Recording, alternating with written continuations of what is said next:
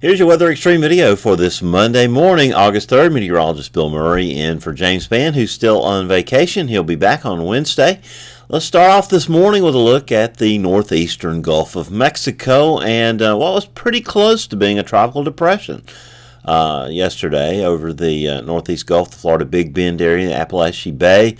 Definitely a distinct low pressure system that was sort of southeast of Tallahassee yesterday. It sort of reemerged out over the Gulf of Mexico. The thunderstorms developed closer to the center. And again, this morning they're firing fairly close to the center, which is very near the coast. Northeastward movement expected to commence today. The Hurricane Center's never really been very concerned about this, although they've had some very squally weather there in the Florida Big Bend area, including some flash flood watches. But this system should move on to the northeast. The Hurricane Center still does have an invest on it, but only a 10% chance of it becoming tropical as it moves to the northeast. Now, we do have a hurricane in the Pacific, and it's Guillermo, my namesake, at least the Spanish version of my name, William. Will move very near the Hawaiian Islands on Wednesday.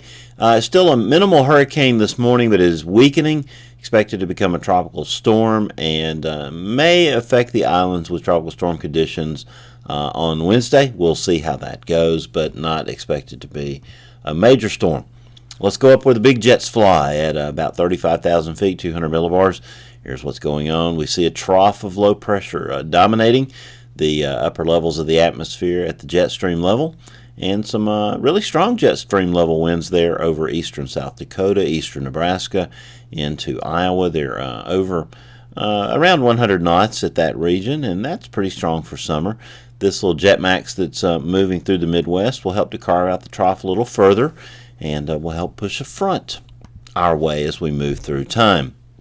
Now, here's the 700 millibar moisture. This is where we look to see sort of what we can expect from a cloud cover standpoint. You can see Alabama still high and dry, lots of moisture to the west, even some moisture to the east, but we're still high and dry. Our precipitable water value is still relatively low for this time of year, and that means very few, if any, showers and thunderstorms today, as we'll see in just a moment.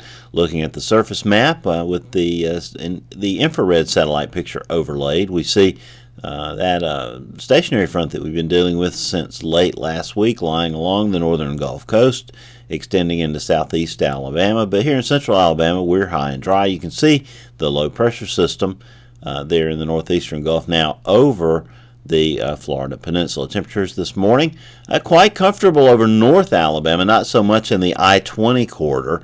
We've got 59 at Coleman at the ripe old hour of 5 a.m. this morning. 61 at Decatur. That's quite nice. 63 at Gaston. We'll take those. But 68 at Birmingham and Tuscaloosa. 66 in Anniston at this hour. More like what you would see in summer, maybe a degree or two cooler than normal. Here, high temperatures today, we will forget about those 60s by 3 o'clock. Temperatures should range in the middle 90s. Much of the I-59, I-20 corridor. They'll be approaching 100 again in the US 80 corridor down from Demopolis to Montgomery. Here's the HRRR radars reflected, or at least composite reflectivity forecast for this afternoon at 3 o'clock. You can see some scattered showers, perhaps showing up over northwest Alabama. Very light, very isolated, shouldn't amount to much.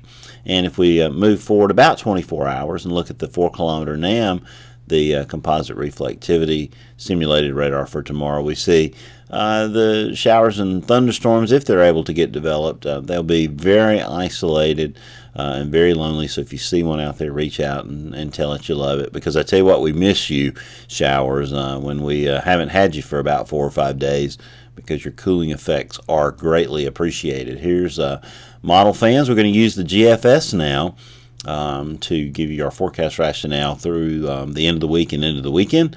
But here's Wednesday, and the GFS now a little drier, not depicting as many scattered showers over North Alabama, so we may get one more hot, dry day without those scattered showers hanging around. I'll kind of believe that when I see it, so we'll call for some widely scattered showers and thunderstorms Wednesday afternoon. But things change quickly Wednesday night into early Thursday. That approaching front moving down from the Ohio Valley Increasing moisture over the southeast gives us showers and thunderstorms late Wednesday night into Thursday morning, and this is what it looks like during the period Thursday morning across Alabama. You can see a little wetter, so we'll take that. If that happens, we'll see cooler temperatures and, of course, wetter conditions as we move forward to Friday afternoon. The front in the vicinity, showers and thunderstorms will be on the agenda, and again, that does jive well with what we're thinking in the forecast. So as we move forward to Saturday, that front probably just a little south of Birmingham, a little south of I-20, perhaps in the I-85 corridor, but still scattered showers and thunderstorms over much of the state at that point. As we move to Sunday, we see some distinct signs that that front is to our south, and that's been what the recent model runs have been showing us. So if that were the case, we would see drying conditions, maybe a few scattered showers and thunderstorms left over in central Alabama, but the bulk of the activity pushed to South Alabama.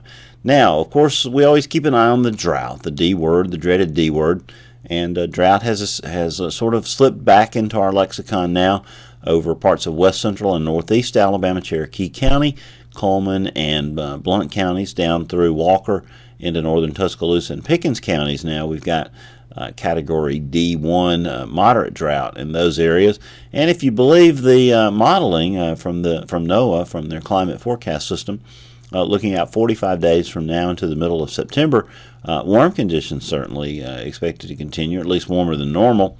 And if you look at the precipitation, only near normal to slightly below normal across central Alabama, maybe west Alabama.